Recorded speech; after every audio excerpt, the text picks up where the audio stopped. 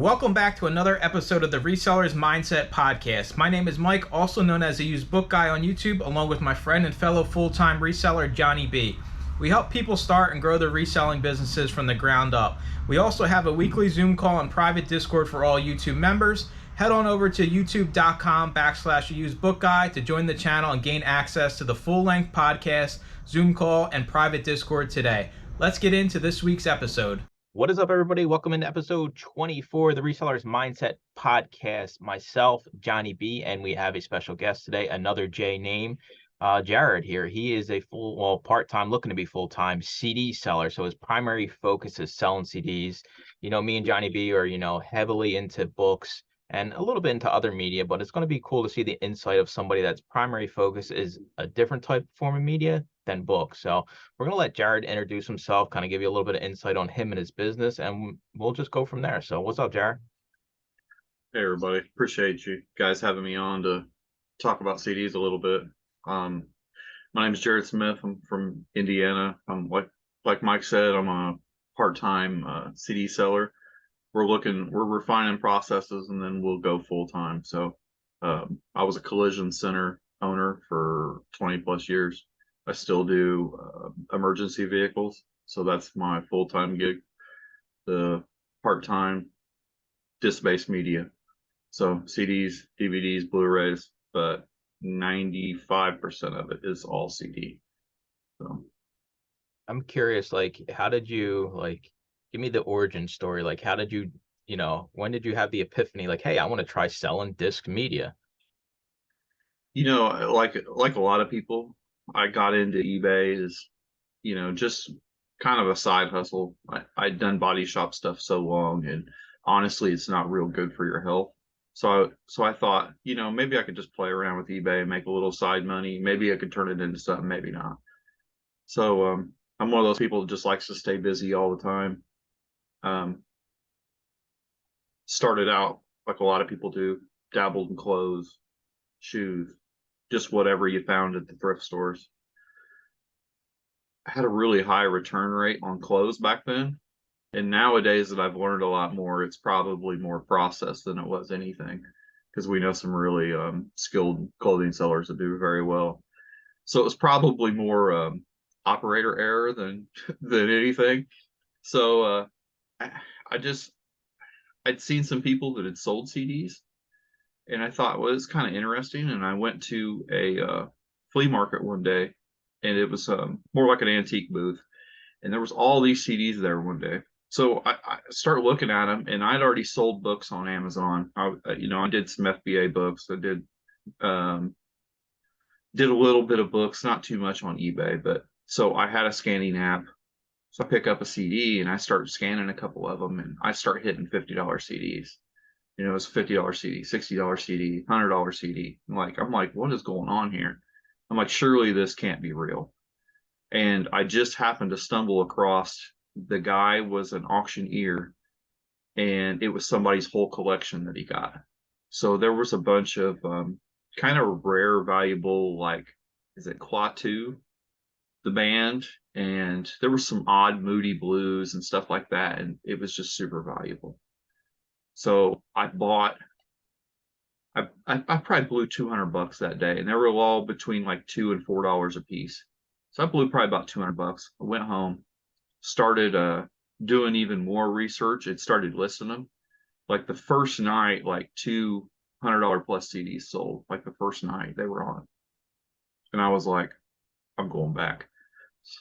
So I went back, and I basically cleaned his booth out of every valuable CD that was like basically $20 and up.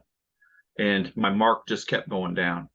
Like I think the first day I went back, it was like, all right, I'll buy anything that's, $30 and up. And I come back and start listing all this stuff, and man, it's just selling like crazy. I couldn't believe it. So then it was like, well, I guess I'm going back for everything that's $20. So then, I went back and rated it again, and it finally just kept going down to where I'd picked everything out of it. So then I was already in Chris Lynn from Daily Refinement. I was already in his group anyway. And I talked to him about it on a private chat. And I'm like, man, what do you think of this? So we did a little research, and he's just like, man, I, I think this could work. Like, I think you got a viable business model, and we've just kind of been running with it ever since. So That's it's pretty crazy. Like you kind of just, stumbled upon this one day and all of a sudden you're like, I'm never listing another polo shirt again in my life. pretty It's much. it's funny because like a lot, like I guess like Amazon you start with books, eBay you start with clothing. But it's almost like the opposite because I feel like clothing on eBay is really hard compared to books on Amazon. Like clothing on eBay, you have to have like a passion for fashion, I guess, because sitting there and listing that stuff and just understanding, all the different styles, it's just I was in the same boat as you when I started eBay. I had no damn clue what I'm listing with these shirts and these shoes, Mary Jane buckles, all this kind of stuff. I had no idea. I was like, at the first chance I could get to get out of that, I was like, all right, I'm running for the door. I'm out of here. So yeah, you kind of just stumbled upon it, which is it's pretty crazy. It's weird how life works sometimes. You kind of can just walk into some of these opportunities and they can be life changing, kind of like the one you have. So like CDs, disc media I guess like when once you got into that, did you just say, "Hey, I'm just going to stay focused"? Did you shut down your other part of the business like kind of quickly, or like did you slowly transfer over? It was a pretty fast transfer. So the only thing I kept really going other than the disc-based stuff was I was still doing FBA books. I was fairly heavy in FBA books for quite a while. So, but I was a library cell sourcer, and I kind of kept that going all the way up until the time of COVID. So I had probably, I don't know, 3 or 4 thousand in inventory. Um, and then when COVID hit and we lost the library sales, that's basically when my book business died off. So I lost my sourcing, and with my other business, I just didn't have time to um, just kind of beat the thrifts constantly to be able to get the inventory I needed. So, and obviously, you at the very beginning, all that, you weren't doing personal pickup buys and all that kind of stuff. So, I just, I basically use that as my cue to step away. So, It's pretty crazy to think, like 3,000, 4,000 books in inventory is like no small feat, right? We can sit here and just talk about it like it's nothing, but that's a lot of profitable books, right? You're only sending in profitable items. So you were pretty knee deep in the thick of it. And just to deciding to kind of switch it up and just I think it kind of hits on, what we kind of been chasing this year is having a business that you're never going to have to change again, regardless of what happens in like the economy and in the world, another anything happens. I'm curious, like for your main sourcing, do you source like mainly online now, or are you still going out in person now and then, or like what are you doing nowadays? all bulk buys. So, I buy Gaylords. I left into a source probably right about a year ago, and the guy kind of had just the ultimate plug of being able to buy from a place that liquidated libraries. So I kind of niched down even further, and probably 80% of the stuff I list now is ex library. So it's kind of a double-edged sword. I never thought I would mess with much ex library stuff because it can affect the value. But the thing a lot of people miss with ex library is the fact that some of this stuff has been in a collection for the last 30 years. So you can find some really rare stuff. It's it's not uncommon to pull $100 plus CDs out of a box of library stuff that's been, you know, it's been in a library collection for, 20 plus years. You can find some really rare stuff. So I'm it can be quite valuable. I'm curious, like just overall condition wise, because with libraries, like the condition of books sometimes can be really good, or they can just be completely destroyed with all like the library stickers and everything. Like, do you kind of see like a condition problem, or is it usually better because it hasn't really been open and played? Because I don't know, you think of a library, right? You don't think people going to, take out CDs to listen to. Yeah. Condition is a big factor. So, and it's funny that it really depends on the library. Like I've had really bad luck out of Chicago library.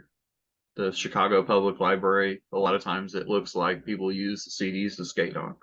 So I think they ride them down the sidewalks, and you know do their best moonwalk on them, or I don't know what they're doing to them, but a lot of times they're horrible. So you do get a lot of trash when you're buying it with any bulk buy. That's the problem with bulk, is there's lots of trash, but it's super high depending on the library. We do get a lot of stuff that's blasted with stickers, but we just disclose it. And collectors looking for that rare CD, they don't care. Like, sometimes we get stuff that there's just none on the market, so they could care less. They just want the recording. So Well, you mentioned doing FBA books. Do you do FBA CDs as well as eBay, or? yeah, I do a little bit of FBA CDs. I do merchant fulfilled CDs. I use a software, so my software will cross list between eBay and Amazon merchant fulfilled. So we just opened a Libris integration into it, so we'll be live on there in probably another week. So I probably only have, I haven't looked lately, but maybe 300-400 in FBA inventory. So I don't focus on it too much.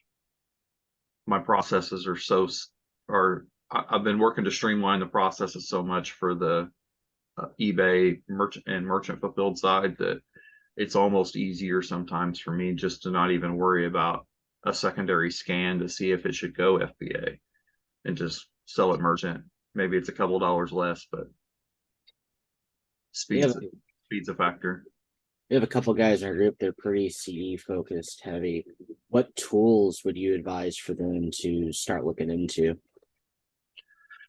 Tools as far as cleaners, or tools as far as software, or? Yes, all tools. Oh, all tools. Software is a big part of my business. I'm really software heavy, and me and Johnny, I host a media I'm call. pretending I don't know you here, so there's that. And I know that he knows them, so I'm just sitting here like, yeah, Johnny doesn't know this guy. Yeah, well, I'm letting the cat out of the bag that I happen to know Johnny, because I I know host you. I host a media call in Chris Lynn's reseller Nirvana group. I'm the media call host. So, and I'm lucky to have Johnny come in to our call. He's there pretty much every week. So I field a lot of antiquarian style book questions go right to Johnny, because I'm like I said, FBA bookseller, and I was hitting library sales, so that means I'm a book scanner, not a book expert. So I could find you money, but it wasn't for her knowledge of books. So I'm disclosing that. But as far as my software is, because I use software to buy my time back. So I want to be as efficient as possible, as quickly as possible, because I'm trying to scale this business while I still have my other business. So, and I don't keep it shy that in a part-time business, I've done over 100,000 in sales on eBay and Amazon this past year in a part-time scenario. But that's just by being able to utilize software. That's why I feel it's important. So I give Johnny, I give him hell all the time about not using software and doing everything manually. But honestly, his is the most thorough, best way to do it. Mine, software can cause mistakes. So I always advise people, be very cautious when you go to a software. Like, make sure you're me not. A couple of times just to go straight up software. I won't lie. I've been very tempted. Yeah, you gotta, for one, you gotta be willing to spend quite a bit of money. Don't go to the cheapest software, because the biggest thing for people to remember is your business is in their hands. So you need customer service. You need the guy that has developers that are willing to work in the middle of the night to fix a problem.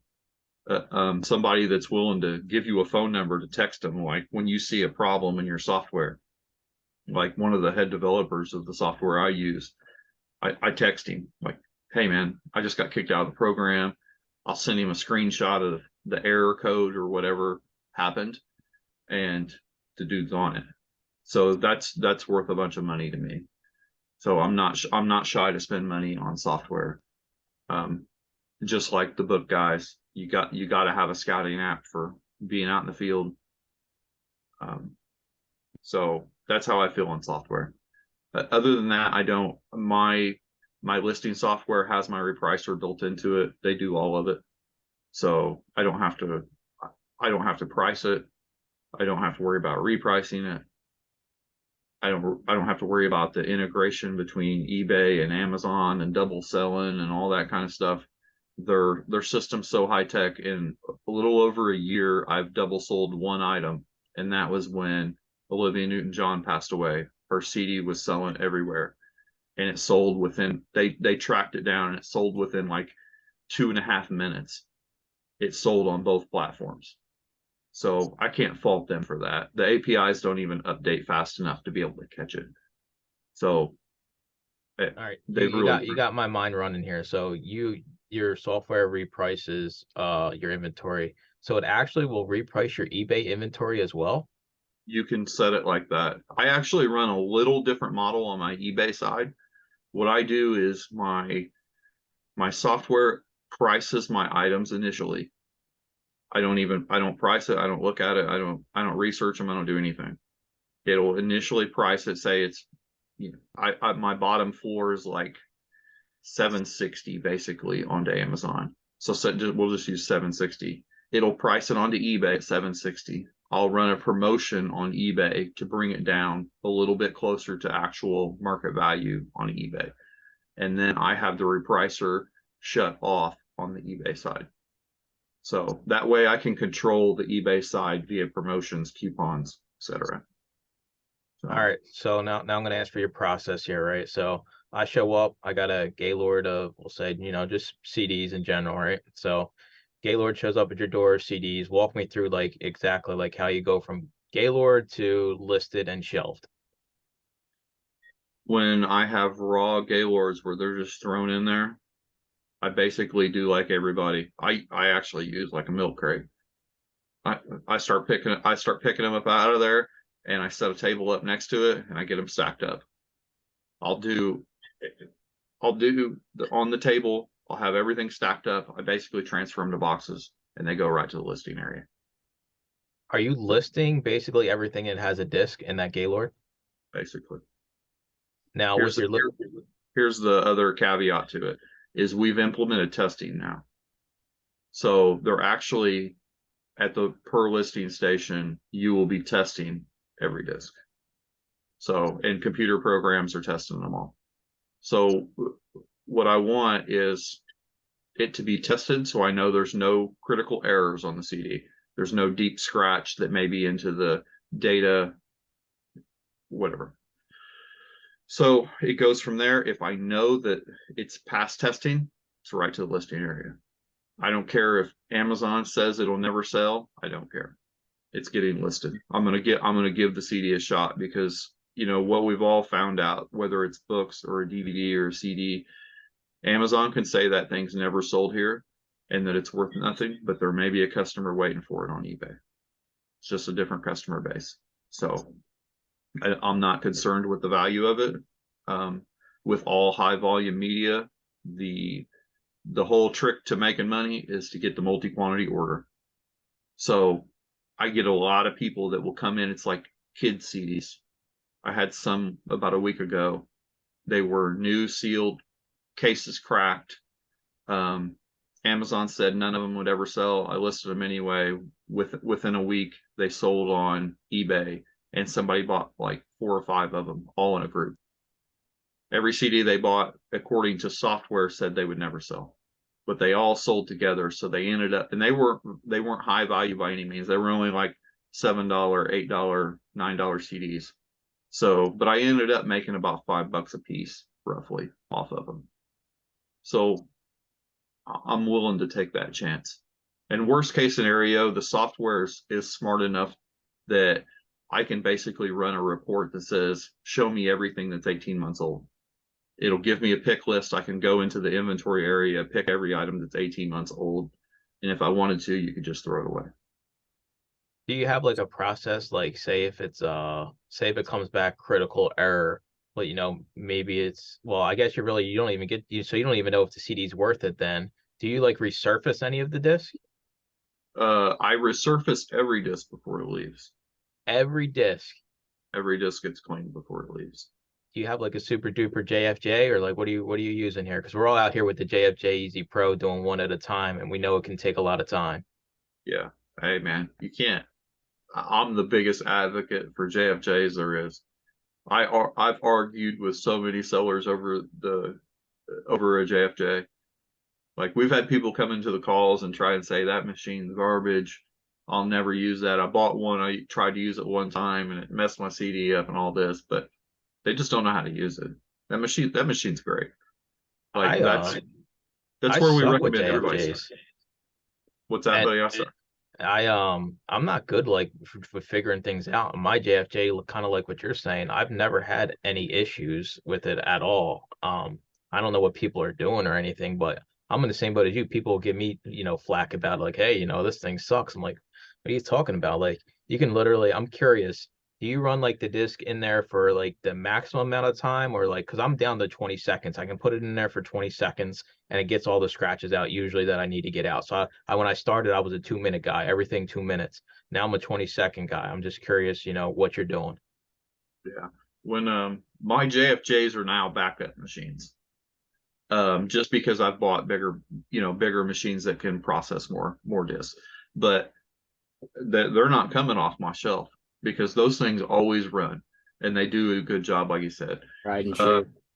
The only thing I really changed is when I'm sanding, I added a step. Since I come from the body shop world, I added a sandpaper to mine, which is a 3M Trizac 3000 grit.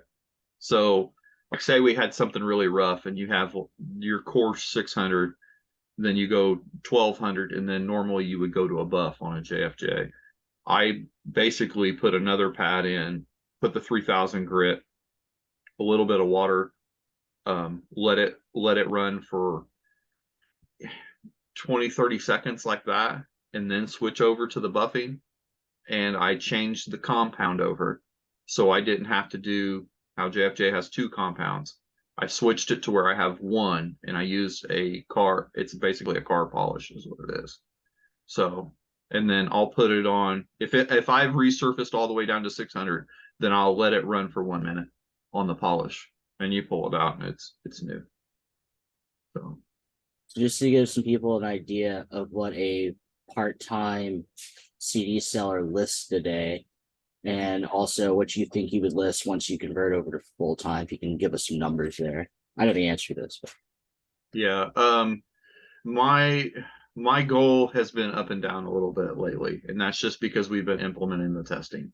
So my goal for a while, I had moved up to 250 is where it went to. Right now, I've backed it down to 100. So now that's a day, correct? yes, yeah, that's a day.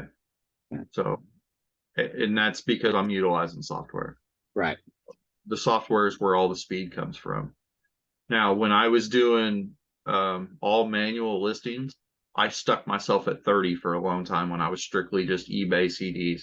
I did 30 a day. And then when I knew I had all my processes kind of refined and could clean the CDs in ample time and be able to get them out on time, I went to 50. And that was it. It didn't take too long. Probably it was 2.5 hours. I think I could do 50 in about 2.5 hours. Not stressful. That's great.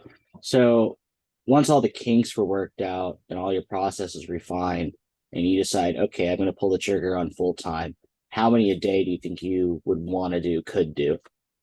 My plan, we're almost done with the testing system. I'm not a big technical guy, so I think I'm the problem on getting the testing system done. Right now there's 4 testing machines running, but we're going to move it to 8. When 8's done and my big CD cleaner is back up, I'm jumping right back to 250. I'm going to hold 250 for probably maybe 2 months or so, and then we're going to put the gas down and probably go to 500. 500 a day. Yeah, that's the goal. So I'm gonna clear my name now and say one day of listing, you have more eBay listings than I do. All right, so I accept defeat in that category and aspect of my life. But I'm curious, right? So, all right, so you got your listing software. We all know with CDs, it's only maybe 50% of them actually have the scannable UPC barcodes. Now, like, how does that work if it has like those like club edition barcodes or like no barcodes? Because personally, for me, I think the CDs that you got a cover scan with Amazon are actually really profitable because nobody else does it. I'm curious, like, what's the process for like you if it doesn't have a scannable barcode, like with your listing software? As I'm in the workflow, since I'm trying to go fast, they basically get set on the table next to me. When I scan it and it doesn't pop up, set right on the table next to me. When I get to my listing goal, I get those done. I pick that pile up, and most of the time it's old school punch, just type the title right into Amazon, pull up the ASIN, copy the ASIN, and just transfer it right over into the software. That's usually how it goes. Now we're also working, the software I use has a recognition system in it because they also do fully automated lines. So you can basically set a webcam up, and it's kind of like the seller app where it'll just recognize what it is. That's the next move. Oh yeah, I mean that'll even take you to the next level if you can just throw them under there. You don't even really got to worry about doing anything. That's it's pretty Yeah, crazy to think about how like you're doing this part time, but I would argue that your processes are a lot better than 98% of resellers out there, and you're only putting in part-time effort. And it's like it's almost like you want to refine the process and then you'll take the business where it needs to go, where it's almost the opposite way for a lot of people where they want to go go go and their processes are completely broken from the top to bottom. that's that's exactly right. Yeah. I'm waiting. My goal was uh, the goal became basically I wanted to be able to net 100,000 part time before I went full time, because I know if I can net 100,000 part time, you can easily double and triple that. So that was the goal. So honestly, I need to be about 225,000 or so in sales to do that number. So Where are you keeping all these damn CDs at, man? You got to have like a huge 5,000 square foot warehouse. I mean, but then again, CDs are not that big, right? So you can store a lot of them. I'm curious, like, what's your storage setup? Do you have just that's like a room?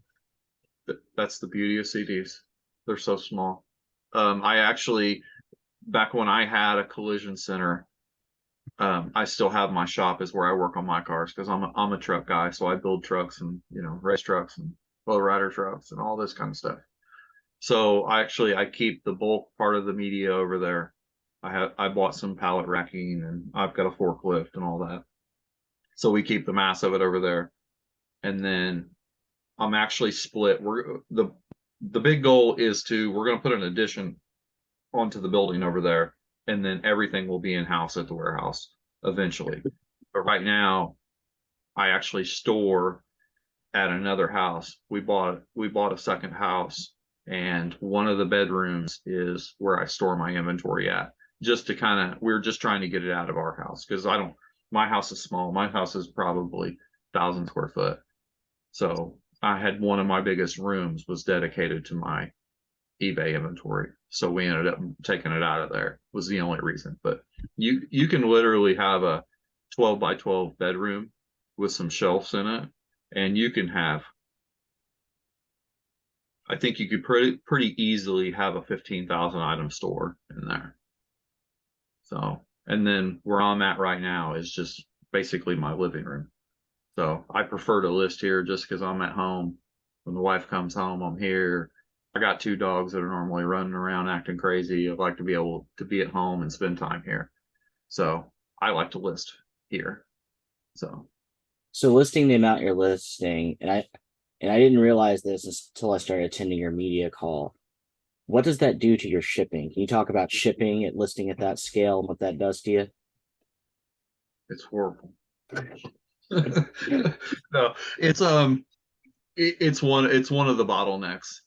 So, like a lot of media sellers, I clean CDs after they sell because you don't want to invest all the money it costs us. And, even if you're using a JFJ, you know how expensive pads, polish, sandpaper, all that stuff, it all adds up.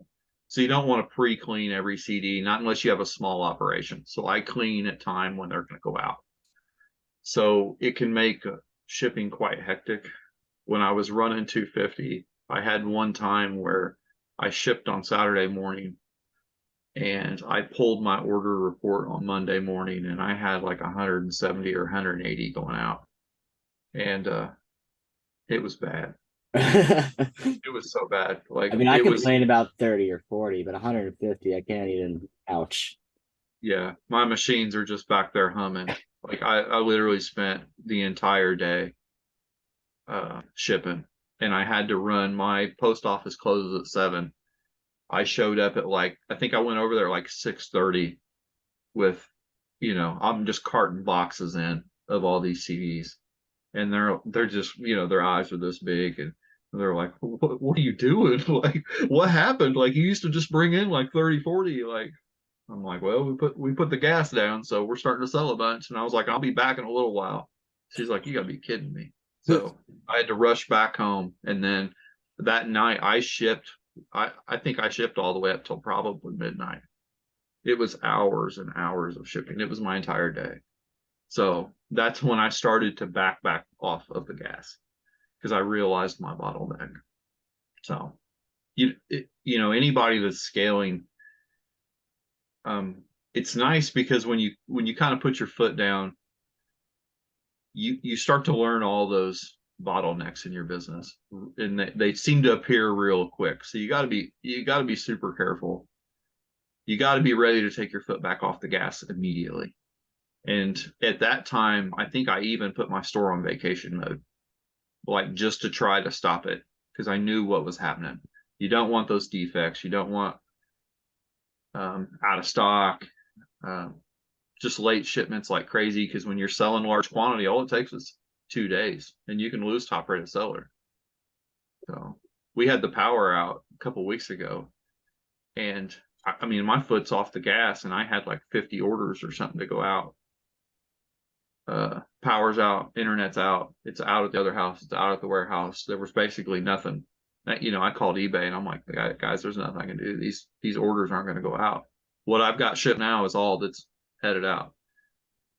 And I dropped to like 97% tracking uploaded and validated in one day. So all it takes is a second day when you're at scale, and you might be losing top rated seller, and then 6%, you get the 6% fee for not being below standard, basically. So you got to be super careful for sure anytime you're scaling. That's crazy. Like, just thinking about, like, we get overwhelmed by, 20, 30 orders. You got 170 CDs you got to find. And I can admit here, I am now like you. I do not clean the DVDs or CDs until I sell them. I used to do it like once, before I list it or while I'm listing it, clean them. But now I guess, just words of wisdom somehow came to me, and I'm in the same way as you now. I guess it doesn't make sense to clean it until it sells. And people will say, hey, well, what happens if you can't get the scratches out? Well, I've never ran into that with my JFJ. Even if it's a pretty beat up scratch, usually you can always get it out, and I really don't worry about that. I think that's just you just trying to overthink something a little bit, and I think it is smarter to just clean it when it sells, because you spend the time when you have to, and it's a whole process. So now say, hey, all right, you get your 150 orders for the day, you stack them up. Now, before you throw them in the JFJ, I know you say you clean all of them. Now, what happens if you flip this disc over and it's brand spanking new? You cleaning that, or you just cutting it loose? If it's new, no, I'm wiping it off and sending it down the road. So I mean, if it's got nothing to clean on it, maybe it's got a fingerprint or something on it, I actually use a quick detailer spray from cars. I have one that you got to watch those too. Caveat to that, you got to watch those because some of those are very oily. But find one that's not quite oily. Wizards makes a good one. I like a lot of the Wizard products in our body shop. So I just hit it with that spray, microfiber, wipe it off, send it down the road. Do you have any employees like Johnny or no? Nope. Do you plan on having any? Eventually. Okay. I Now have to have my processes got to be 100%. Now, do you kind of want to be like Johnny, where you grow it to a point where you kind of can step back from the business and, kind of just show up and make sure things are running the way they're supposed to? Or like, do you want to stay kind of knee deep in it? I'd like to eventually be able to step back a little bit, but I'm kind of a control freak. Even in my body shop when we had employees and everything, I always made sure I was very aware of what was going on. Covering, yeah. Yeah. I gave them space. I'm not too bad, but believe me, I knew what was going on, to say the least. So, but yeah, I actually have a plan for that, and that's going to come this summer. My wife's a teacher, so my plan is to refine my processes, get everything done before she goes on summer break, and then I'm basically going to give her the plan, give her the SOP. This is how we do it. See if she can do it. I know if she can jump in there and do it and have no issues, and she can turn the same product as me, then I'm at the point to where I can throw people at it. So, because if I throw them at it too early, all I'm doing is paying people to create problems in my business. So, I forgot about your disc cleaning question too. Sorry. The JFJs became the backup. I have two Azura dual disc 2 machines that are tabletop machines that clean 2 at once. I have 2 of those in the back, and then over at my big shop we have it's from Disco Technologies. They had a machine called a Mech 6, and that's what Netflix and those guys used. So you load 100 into it, it's fully automated. So just get a time. Sounds great. Yeah. And that machine, I've actually been in contact with the guy that owned that company, because that company got bought out by Elm, which everybody knows Elm, Eco Pros and the Auto Smarts and the Master Machines. His company actually got bought out by them. So I've been in contact with him on, like, I've never had like service manuals for that machine, so it's always been a little temperamental. So hopefully with his help now, I'm going to have it back online for maybe springtime. I'll have it all the way sorted out.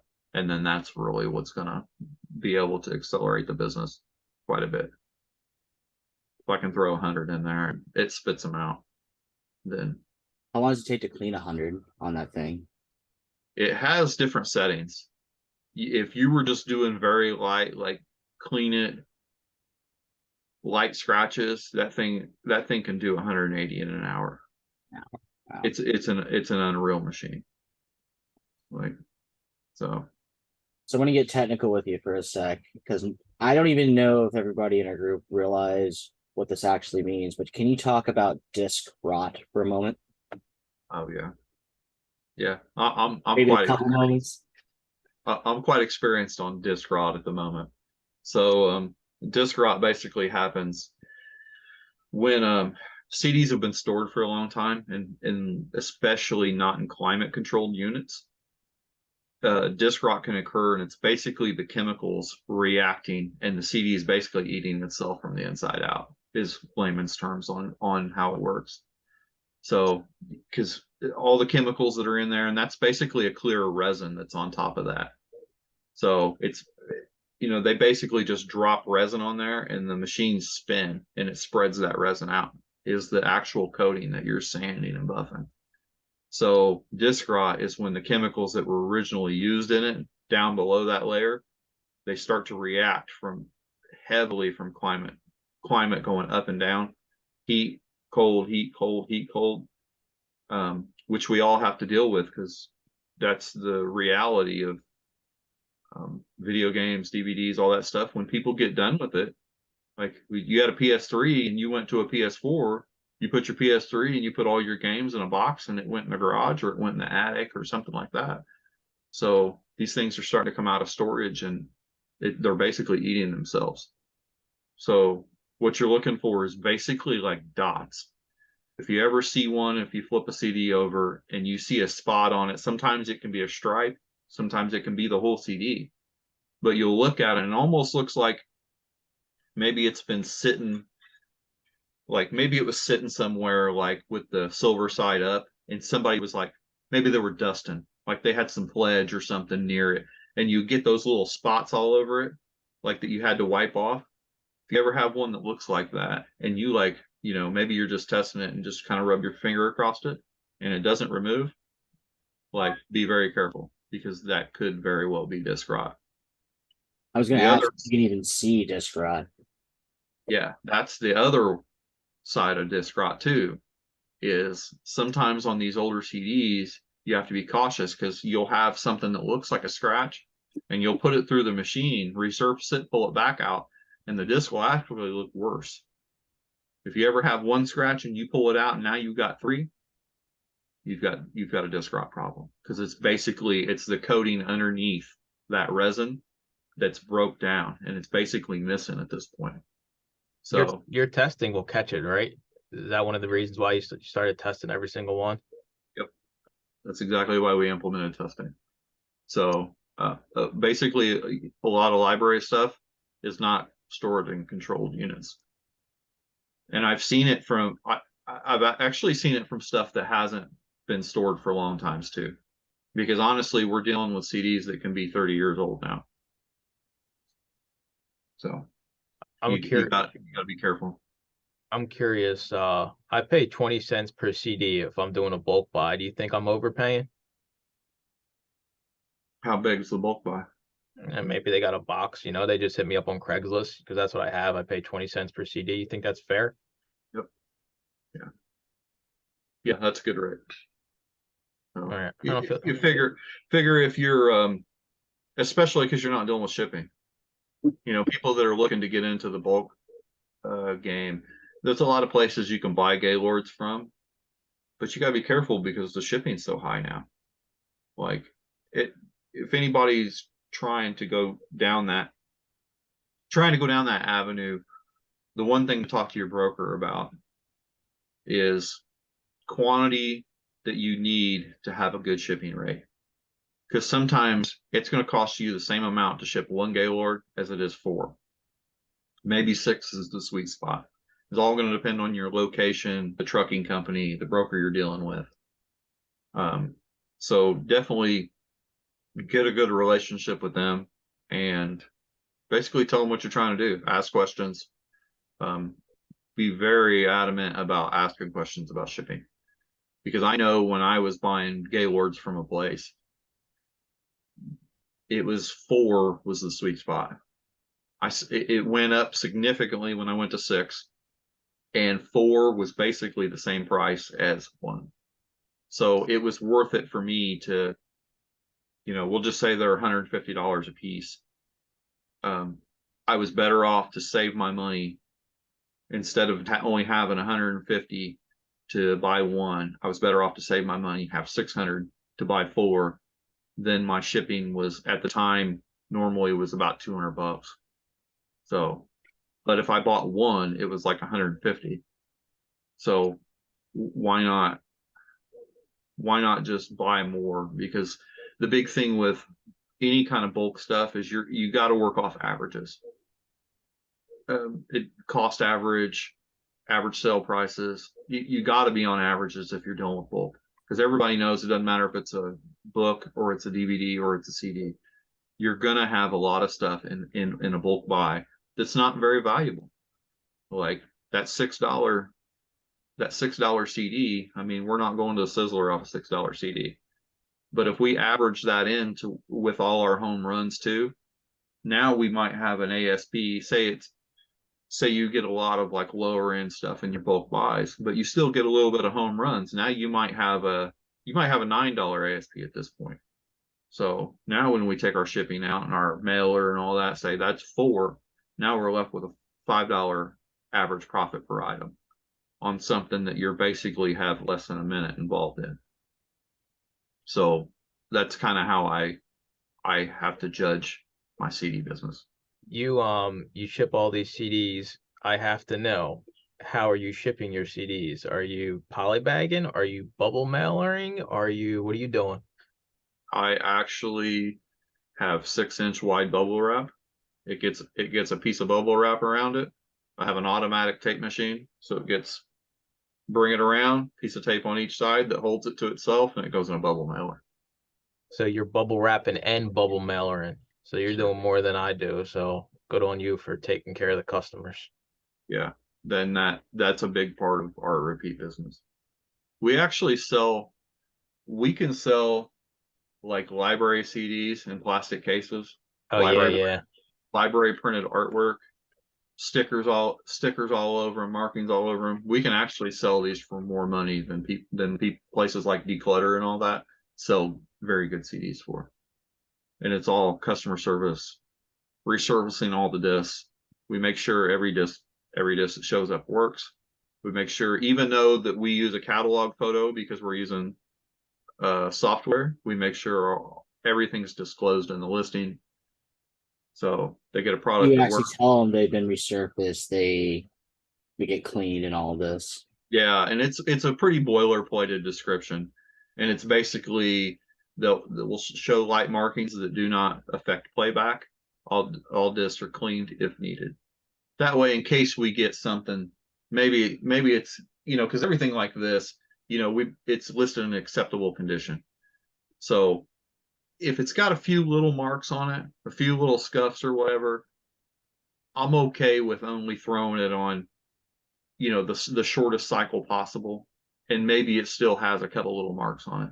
I'm okay with that, but it's going to look good. We don't send anything out that looks like people have been skating on it, and we make sure it works 100% for them. So we get a lot of repeat business, and it's enabled us to charge more than other people. So as you like continue to grow here, I know you're saying you're getting on another website like with this cross-listing software. You're not taking photos, or are you taking photos of each item? It's all stock photos. Yep, all catalog photos.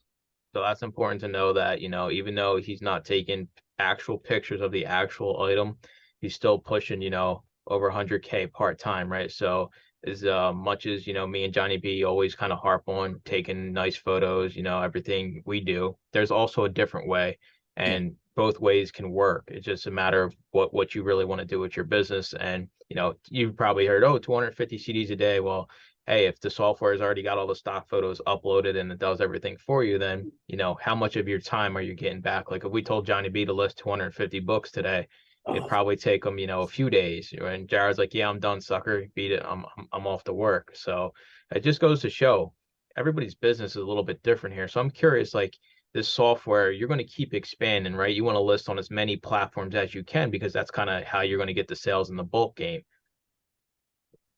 And Definitely. are you like looking at, because I've always thought about this and I always talk to Johnny B about it, like maybe having like your own Shopify website where the fees are less, but the traffic really you have to drive it. Is that like something that's like kind of on your mind? Like, well, maybe I can get less fees. I can, maybe charge a little bit less on my website and, have a whole business over there as well.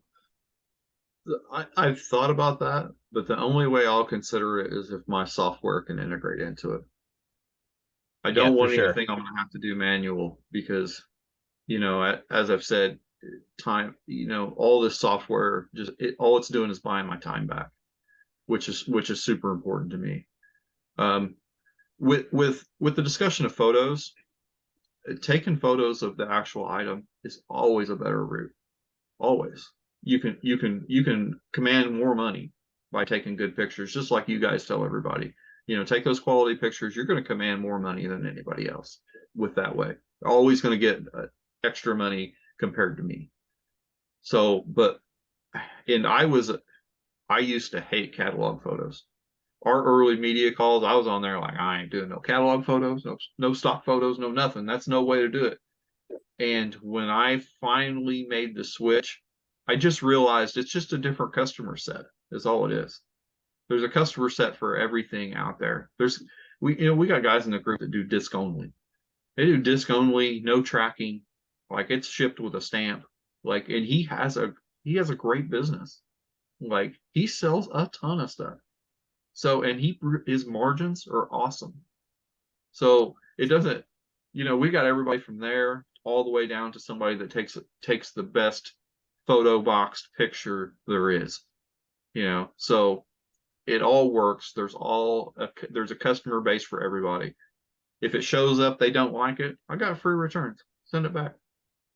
Like my return rate when it shows you compared to other people, mine's like a less than a third of what other sellers are. Do you So actually have them send it back, or you just tell them to keep it? no, I have them send it back. Yeah, I'm taking a quote from tech from our group, but we don't negotiate with terrorists.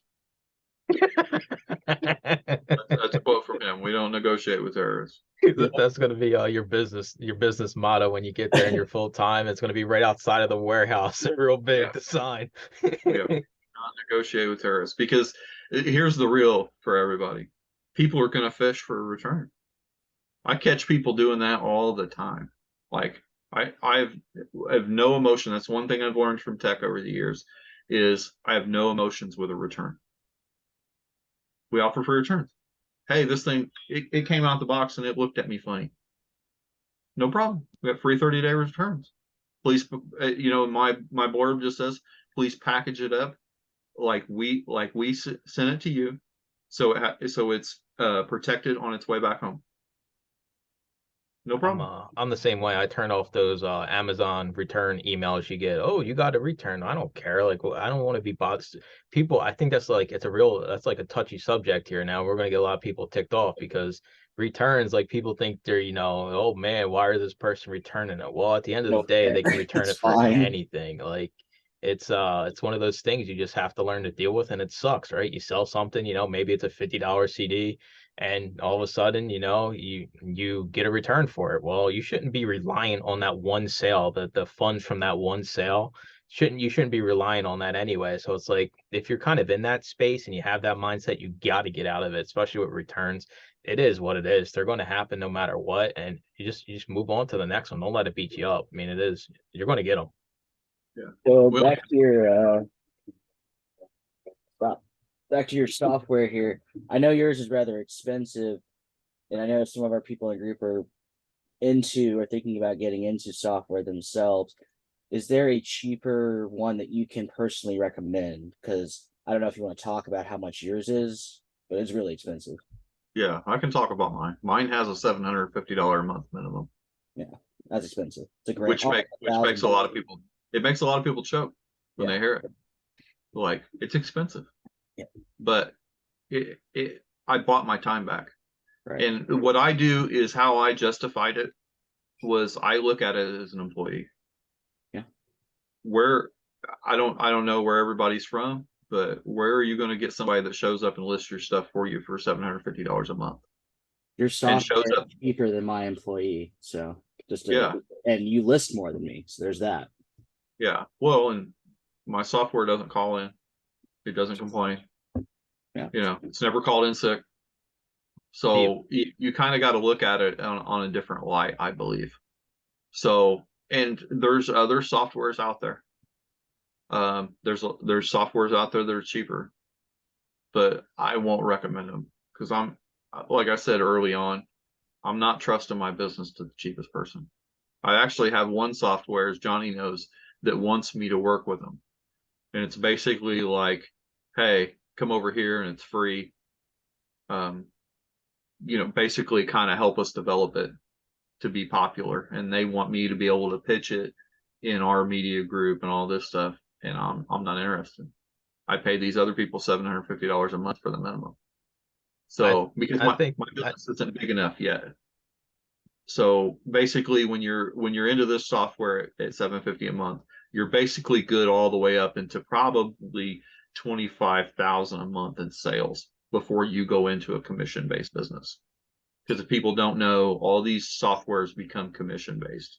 They want 3% or whatever the number is. It kind of varies between software to software.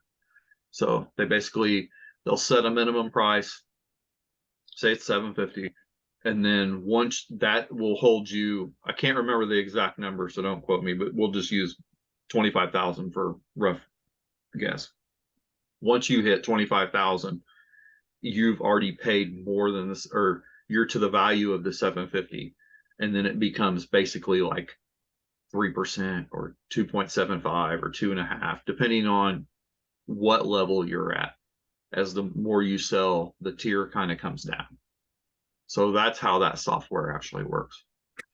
But That's I know, crazy to think about. Just like, a lot of us, we're not even thinking about getting this software, right? Anybody that's listening to this podcast, we're like, what is, software? Oh yeah, you're gonna go get this software. I think the important thing here though is like you build a business, you secured your sources. The software kind of came in afterwards. I think a lot of people are so quick to be like, hey, what can I get to make my life easier right away? But I think something like what you have in this listing software, it has to be a calculated decision and you have to have all of the other pieces. So when you buy that software, I mean, at the end of the day, $750 might seem like a large investment to somebody today, but in the grand scheme of things, it's really not.